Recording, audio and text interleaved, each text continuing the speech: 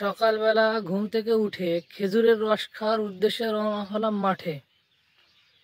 আপনারা কে কে খেজুরের রস খাবেন এই কুয়াশাচ্ছন্ন সকালবেলায় চলে আসেন।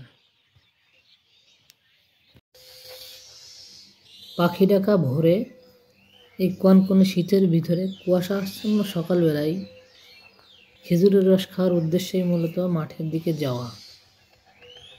দেখেন কি পরিমাণে কুয়াশা, আর পাখিগুলো কত সুন্দর কিচিরমিচির করে ডাকছে, আসলে অনেক সুন্দর লাগছে।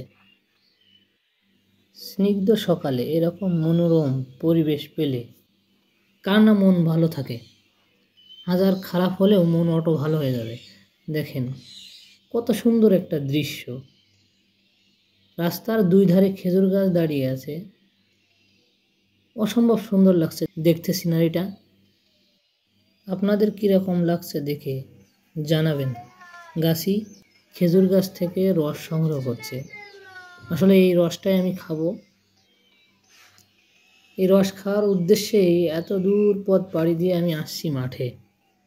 দেখি কাকু রস পড়বে, তারপর আর কি খাবো। এই যে রস দেখেন কত সুন্দর দেখাচ্ছে, একেবারে পরিষ্কার। আসলে কাঁচা রস খাওয়ার মজাই আলাদা, দেখেন কত সুন্দর লাগতেছে।